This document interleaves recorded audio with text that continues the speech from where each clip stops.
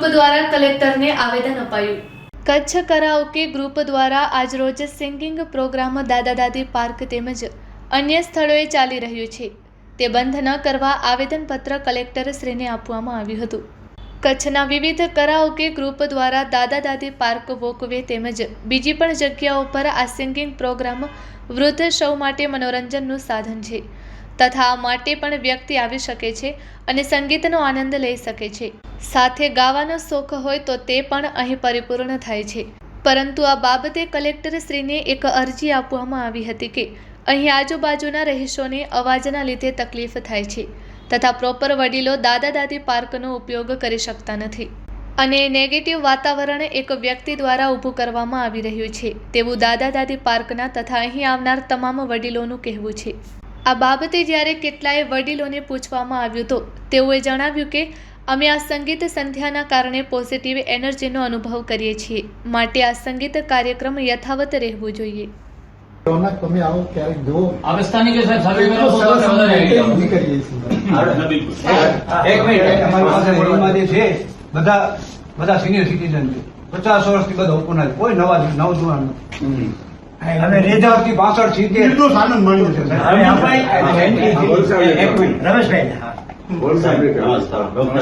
Doctor Ramesh આયુર્વેદાચાર્ય 20 વર્ષથી વિધવ્ય સાધના મંડળ ચલાવું છું।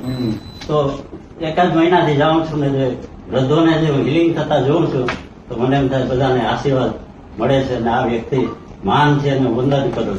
તો આવી સારી પ્રવૃત્તિ તમે કઈ પણ ફેરફાર હોય તો તમે કયો, આ તૈયાર છે કરવા। અને સર તંત્રના જે આદેશો આપેલા છે તમામનું પાલન કરીએ છીએ, એમાં કોઈ કાયદાનું કોઈ ભંગ થતો હોય એવું ક્યાં બનતો નથી। કે જે લોકો બિચારા રામશરણ પામ્યા છે અને એ લોકો સંગીતના શોખીન હોય ને તો એનો પરિવાર એના છે એ લોકો કહે છે અમારા મા બાપને બહુ શોખ હતો, હવે એમને શું કરી તો આ એક્સરસાઇઝ છે તો એમાં આવીને એ લોકો નાસ્તો કરાવીને બધાને આનંદ મેળવે છે બોલે કે અમારા મા બાપનું સપનું અમે આ રીતે પૂરું કરી શકીએ। અમારા અહીંયા આઉટ ઓફ ઇન્ડિયા ફોરેનરો ગીત ગાઈ ગયા છે, ડાન્સ કરી ગયા છે, અભિનય કરી ગયા છે અને શુભેચ્છાઓ પાછી ગયા છે। તો આ એક સ્પોટ ભુજનું હાર્ટ ઓફ સિટી અને એક જેને કહેવાય ને સેન્ટર ઓફ પ્લેસ છે, તો ઈ અમારી નાબૂદી ન થવી છે એના પર બાબત ના આવી યુ મસ્ટ ડુ સમથિંગ। જયારે ટુરિસ્ટો આવે છે ત્યાં આપણે મૂળ જગ્યા છે ત્યાં આવીને એટલો બધો આનંદ અને ભુજની એટલી સારી છબી લઈને જાય છે, એ પણ એક પ્લસ પોઈન્ટ। આમાં બે વ્યક્તિ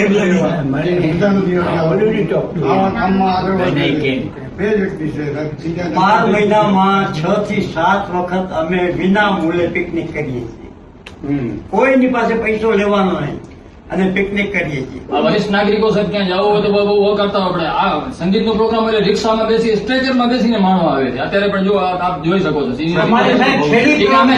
તમારી જરૂર નથી, જવો છે સાહેબ રજૂઆત કરવા માટે। સર 80 જણાને અમે સિનિયર સિટીઝનના કાર્ડ કઢાવી આપવા માટેની અમે અરજીઓ માંગી છે, આવી ગઈ છે, મામલતદાર જોડે અમે રજૂઆત કરી છે અને એ લોકો એગ્રી થયા છે કે અમે તમને તમામ સહકાર આપશું।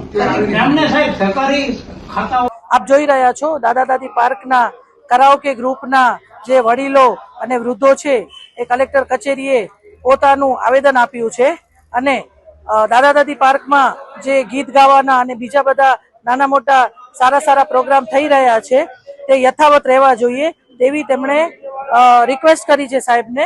અને મોટી સંખ્યામાં વૃદ્ધો અને મહિલા વૃદ્ધો અને વડીલો પણ જોડાણા છે અને પોતાની પૂરી રજૂઆત કર્યા પછી સાહેબે તેમને આશ્વાસન આપ્યું છે।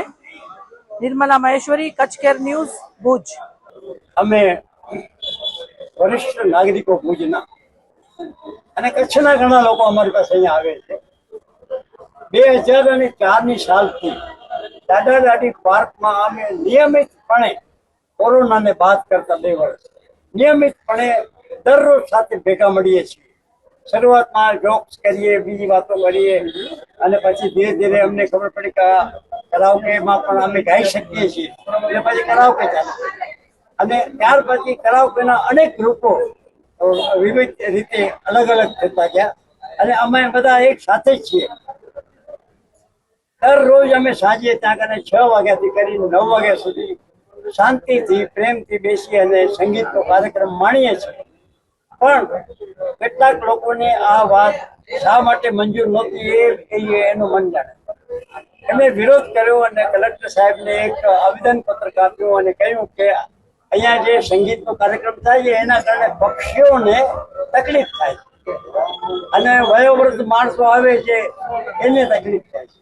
તો અમને એવો કોઈ વૃદ્ધ માણસ નથી મળ્યો કે એને કહ્યું હોય કે મને આ સંગીતના કારણે તકલીફ થાય છે, અને ન તો પક્ષીઓ ત્યાં કને કોઈ છે. એટલે શા માટે આ વિરોધ કરવામાં આવે છે? અમે એના વિશે એના અનુસંધાને આજે કલેક્ટર સાહેબ પાસે આવી અને રજૂઆત કરી છે કે અમને કાયદેસર રીતે અમને લેખિતમાં અમે જે 4-5 ગ્રુપો છીએ એમને અહીંયા કને ગાવા માટેની અમને મંજૂરી મળવામાં આવે. અને આ જે અરજી થઈ છે અમારા વિરુદ્ધમાં એને ધ્યાનમાં લેવામાં ન આવે. સાચું કહું ને તો દાદા દાદી પાર્કની પ્રવૃત્તિઓ છે ને, તો દાદા દાદી પાર્ક છે ને એક ઓક્સિજન સમાન છે. વૃદ્ધો માટેનું એ ઓક્સિજન છે. ઘણી વખત એવું થાય છે કે વૃદ્ધ લોકો ઘરમાં બોલી પણ શકતા નથી, તો ગાવાનો તો પ્રશ્ન ઉપસ્થિત નથી થતો ને. આવા લોકો કે જે ઘરમાં બોલી શકતા નથી, ગાઈ શકતા નથી, પોતાની કઈ રજૂઆત નથી કરતા, એવા લોકો અહીંયા આવીને પોતાનું ઓક્સિજન મળે છે. એના પ્લસ એના નાના ભાઈ દોહિત્રા ને એ લોકોને આવે છે. અને આ પ્રવૃત્તિ છે ને જે અમે તો લખીને દાદા દાદી જે અમે પરિવાર લખી છે, એ પરિવાર એકબીજાને સુખે દુઃખે સાજે માંદે એકબીજાની પૂછા કરે છે. માત્ર એવું નથી કે ખાલી ગીતો જ ગાય છે, ગીતોની સાથે સાથે અમારો એક પરિવાર છે કે કોઈને કાંઈ પણ તકલીફ હોય, સાજા હોય, માંદા હોય, કોઈ પણ તકલીફ હોય તો અમારા પરિવાર વાળા એને મદદરૂપ થાય છે. અને આ માટે કોઈને મજા ના આવી. માત્ર એવું પણ નથી કે ખાલી પોસ્ટ લઈને બેસી રહેવું ને હા કરવું બસ, પરંતુ આ એકબીજાને ઉપયોગી થઈ, બધાને મનનો આનંદ મળે. જે ક્યાંય પોતાની રજૂઆત નથી શકતા ગાય અને મોજ માણે છે. જે લોકોને આટલું બધું મળે, વૃદ્ધોને વૃદ્ધમાંથી જુવાન થતા જોયા છે. આવતા હોય ને ત્યારે બિચારા સાવ કરમાઈ ગયેલા હોય, પણ થોડાક મહિના 2 મહિના થાય ને આ બધી પ્રવૃત્તિને જોઈ ને તો એનું મન એટલું પ્રફુલ્લિત થાય છે કે જાણે કેમ થાય છે ગુલાબ ખીલવા ઉઠે છે. આવી પ્રવૃત્તિને અવરોધ કરવા માટે કોઈ જો અરજીઓ કરે તો ખરેખર યોગ્ય નથી. અને આ પ્રવૃત્તિ ચાલુ જ રહેવી જોઈએ, કારણ કે આ એક બહુ સારામાં સારી પ્રવૃત્તિ છે. હવે ઊંટ શું જાણે કે એલચીનો સ્વાદ શું છે? જે લોકોને ખબર જ નથી કે આ પ્રવૃત્તિ શું છે, આનાથી શું લાભ થશે, એ લોકોને કઈ ખબર નથી. માટે આ પ્રવૃત્તિ 101% ચાલુ રહેવી જોઈએ એવું મારું અંગત માનવું છે. હું એક માનતી છું એવું નથી, દરેક એક પણ વ્યક્તિ એમ નહીં કહે કે આ પ્રવૃત્તિ ખોટી છે. I am senior citizen. Second thing is that I am patient also. And Sangeet will be completely detached space of on.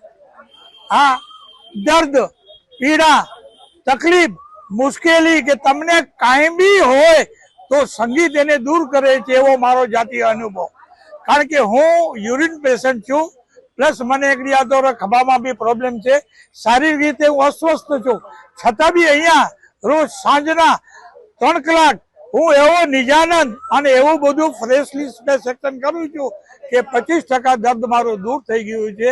ને અત્યારે ફ્રેશલી તમારી સામે સશક્ત, તંદુરસ્ત અને એક જેને કહે ને યુવાન તરીકે હું ઊભો છું. ઇટ્સ માય ઓપિનિયન કે સંગીત દર્દને દૂર કરે છે, એટલે આ પ્રવૃત્તિ કન્ટિન્યુઅસલી ચાલુ રહેવી જોઈએ. હાસ્ય પરિવાર સંઘ જ્યારથી ચાલુ થયો છે ત્યારથી અમને પણ નવાઈ લાગતી હતી કે આ કેમ ચાલે છે, પણ અમે પણ એમાં દાખલ થઈ ગયા. નહીતર 85 વર્ષે પૂરા થઈ ગયા, અમે 90 વર્ષે પહોંચ્યા છે. શું કામ? હાસ્ય દરબારમાં પરિવારમાં જઈએ છીએ એટલે, કારણ કે ત્યાં એટલો બધો આનંદ છે, એટલા બધા લોકો આવે છે. અને બહારના લોકો એટલે કે જાપાનીઝ લોકો કે વિદેશના લોકો, એ લોકો આવીને બારે ઉભા રહી સાંભળે છે, પછી અંદર આવે છે, પછી પોતાના ડાન્સ અને ગીત વગેરે ગાય અને ખુશ થતા જાય છે. અને એક ભાઈએ તો અમને એમ પણ કહ્યું કે તમે લોકો જાપાન આવો, અમે તમારું બરાબર સ્વાગત કરશું.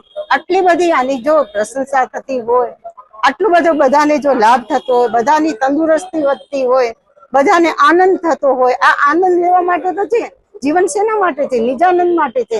અને એ ન હોય તો પછી આ વૃદ્ધ માણસો બિચારા કંઈક કંઈક શોધતા હોય છે, તો અહીંયા આવે છે તો એ લોકોને કંઈક શાંતિ મળે છે અને ગાય છે એટલે તો ઓર આનંદ મળે છે.